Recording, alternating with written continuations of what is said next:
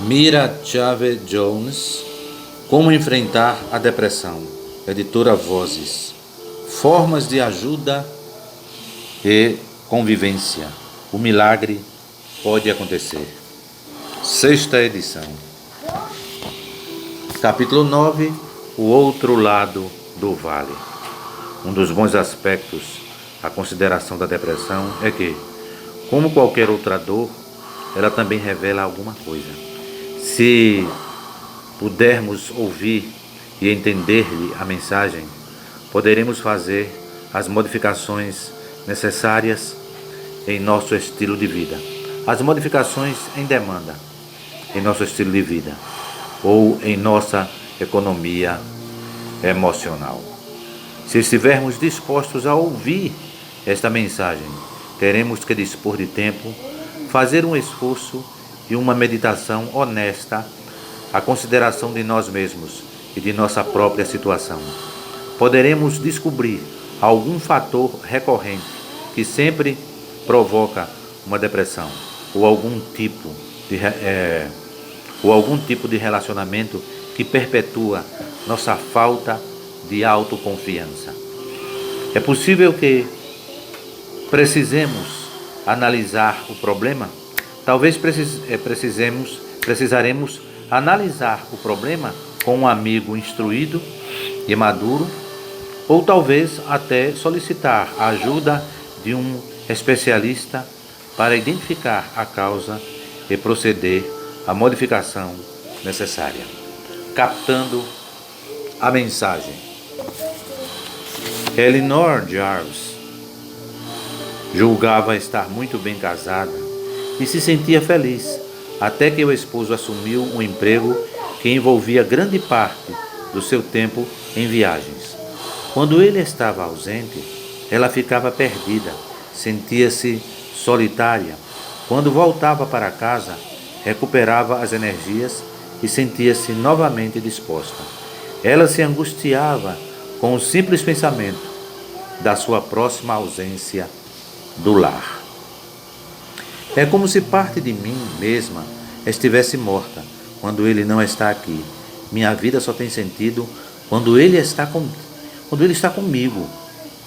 Ela lhe perguntava constantemente se ele a amava de verdade e lhe dizia seguidamente que não podia viver sem ele. Vivia em constante temor de que ele pudesse encontrar outra mulher numa de suas viagens fora de casa e viesse abandoná-la. Certo dia, ele a abandonou de fato, doente e cansado que estava por causa das contínuas interpelações que ela lhe fazia e que o mantinha como um escravo. Depois de um período de tempo em que ela lhe endereçou uma série de cartas impetuosas, chamadas telefônicas e conversas sobre suicídio, Eleanor entrou numa longa fase de depressão. A causa era evidente. Ela havia perdido o marido. O relacionamento acabou. O sonho acabou. Ela estava transtornada e irritada. Amava-o tanto e tinha procurado ajudá-lo com todas as suas forças. O que será que tinha acontecido de errado? Eleanor nasceu alguns anos após o nascimento dos irmãos e de uma irmã. Sempre fora o bebê da casa, protegida dos pais e importunada pelos irmãos.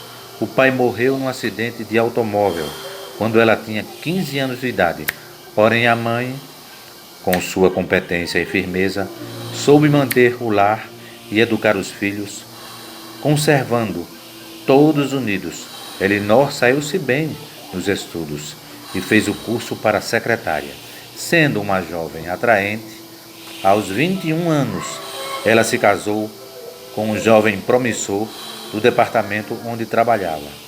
Aos 31 anos de idade, ele a abandonou e sua vida ficou em ruínas. Realmente, a vida, assim como ela a encarava anteriormente, e ela esperava que fosse, estava verdadeiramente em ruínas. Entretanto, se Elinor pudesse realmente entender a mensagem, teria o potencial em demanda para construir um lar atraente sobre essas ruínas. Por que? Página 66. Capítulo 9. O outro lado do vale. Página 66. Por quê? Qual era a mensagem por trás da depressão provocada pela perda do marido ou pelo fim do relacionamento? Para captar esta mensagem, ela tinha que fazer outra pergunta. Por que o relacionamento acabou? Sob o aspecto emocional, ela sempre fora um eterno bebê, apesar de sua inteligência, de sua jovialidade e da aparente independência de que desfrutava. Ela sempre precisou de pessoas ao seu redor que lhe fornecessem a autoconfiança e lhe confirmassem as decisões que tomava. A princípio, ela estava com a presença da mãe competente, que sempre a apoiava. Em seguida, ela substituiu a mãe pelo marido.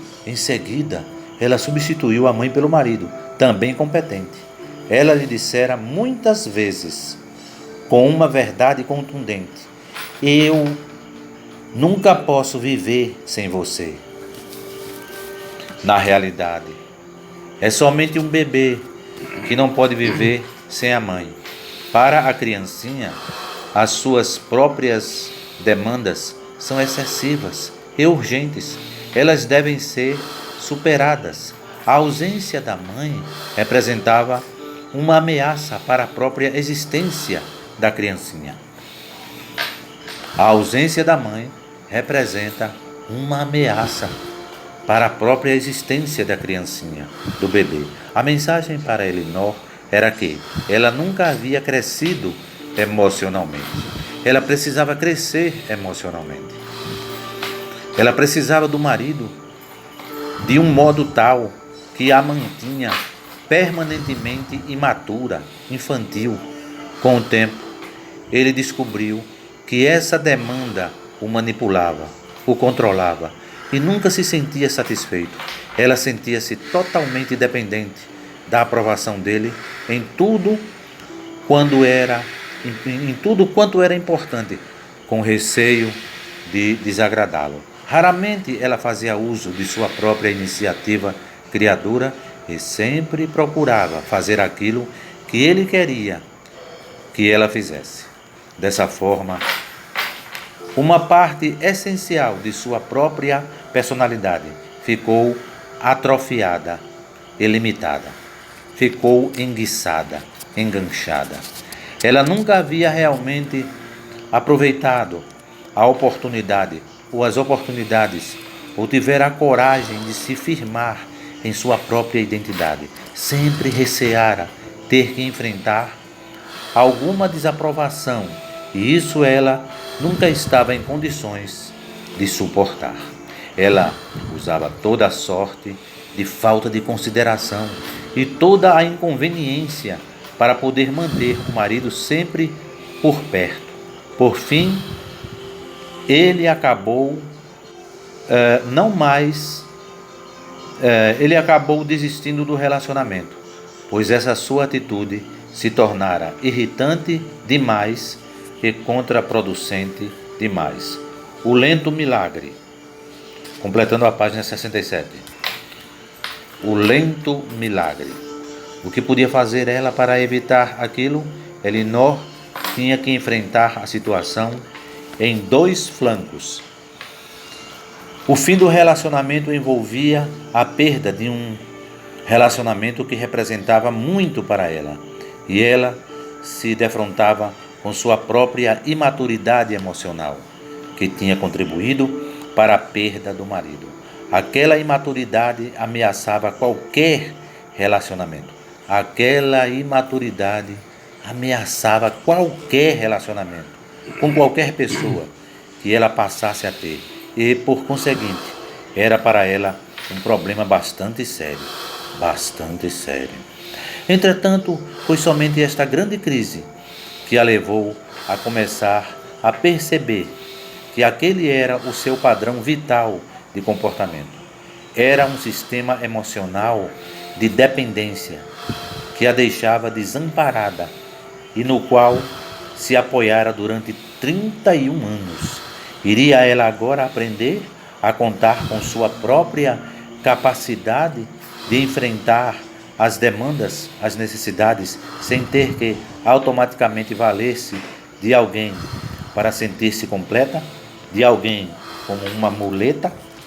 Se Elinor conseguir essa transformação dentro de si mesma, sua vida irá se tornar tanto mais independente e desinibida, e ela se tornará uma pessoa muito mais atraente. Mas isso exigirá um esforço e demandará muito tempo. Poderá também envolver uma batalha honesta da parte de sua família e de seus amigos, à medida que eles vão se ajustando para apoiar a transformação e o crescimento de sua personalidade. Só então é que ela poderá oferecer aquilo que C.S. Lewis, em seu livro The Four Loves, Os Quatro Amores, qualifica como amor-doação sem qualquer recompensa. Antes, ela oferecia um amor de necessidade, que exige algo em troca.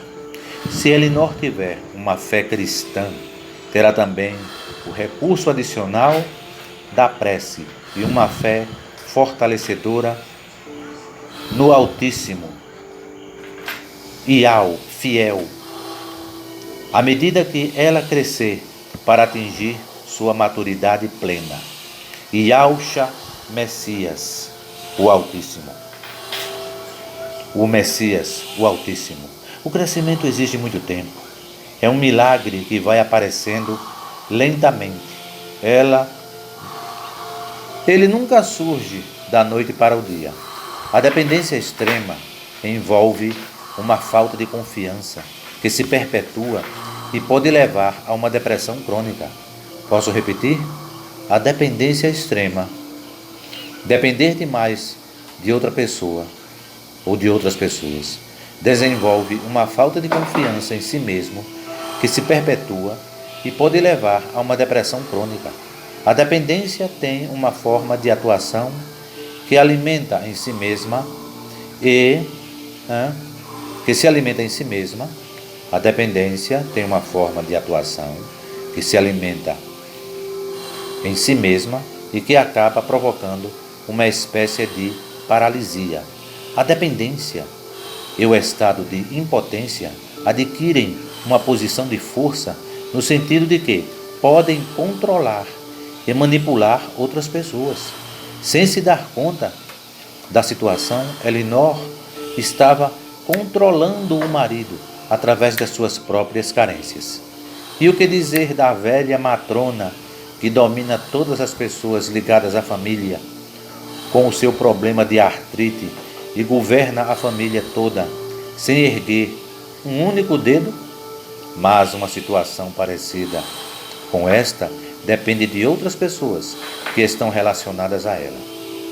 Por bem ou por mal, das próprias pessoas, elas estão preparadas para tolerar, admitir, aceitar esta dependência e até mesmo fomentá-la, pois ela vem a favorecer alguma de suas próprias demandas.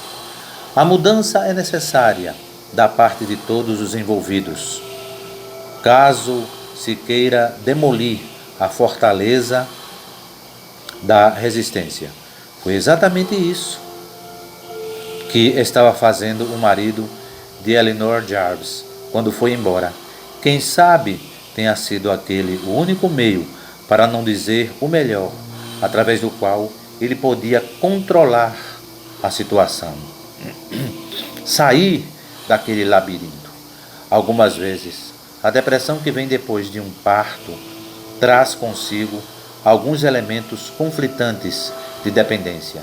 A nova parturiente se defronta com um ente, um ser totalmente dependente e que só conta com ela. Ela deve providenciar tudo para o recém-nascido, embora não tenha as devidas reservas.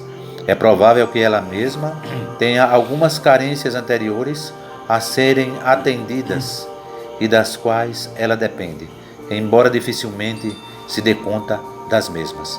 Isso pode criar uma situação conflitante dentro dela, que pode se manifestar sob a forma de depressão. Isso às vezes acontece em decorrência de um desejo de ter um filho provocado por um acontecimento físico, ao qual tantas mulheres se submetem. Mudanças e aceitação, página 69. É muito difícil para qualquer um de nós vermos-nos privados de alguém que sustente o espelho para nele nos mirarmos. Posso repetir? É muito difícil para qualquer um de nós nos ver privados de alguém que sustenta o espelho que nós olhamos, observamos. Sem dúvida, a depressão traz consigo uma mensagem importante para nós, relacionada à demanda de mudanças. Quem sabe, ela nos queira dizer que precisamos dar mais atenção ao nosso trabalho, ao nosso estilo de vida, às condições em que vivemos ou a qualquer outra circunstância externa que precisa ser modificada. Talvez seja uma mensagem relacionada à qualidade e à natureza dos relacionamentos que mantemos, que estão longe de nos completarem. Ou talvez ela queira nos dizer, a depressão queira nos dizer, que precisamos mudar a nossa atitude em relação a algum fato que não podemos alterar. Uma antiga prece diz o seguinte, determina o seguinte: dai-me a serenidade de aceitar aquilo que não posso mudar, a coragem para mudar aquilo que posso mudar e o discernimento para distinguir entre uma coisa e outra. É possível que tenhamos um amigo bom e sensato com quem podemos trocar ideias sobre isso. Às vezes, as pessoas precisam da ajuda de um psicoterapeuta quando o nó é tão complicado que não pode ser desfeito. Toda a boa nova do cristianismo gira em torno do problema de um senso interior de alienação, insegurança ou medo, ou o velho termo tão conhecido chamado pecado. Erro. Pecado é erro, responsável por grande parte da depressão. A maravilhosa promessa do Altíssimo Iau é que nós podemos ser perdoados se nos arrependermos sinceramente. Podemos restabelecer o relacionamento amoroso e confiante com o Altíssimo, que é humildade de espírito, e podemos ser ajudados a atingir a maturidade. Não precisamos mais ser presas desamparadas de temores quanto à desaprovação, ao fracasso e às carências. Não precisamos mais nos mostrar ansiosos quanto ao receio de ficarmos separados das fontes do bem-querer que nos fortalece e nos nutre e de que tanto demandamos. Nova vida.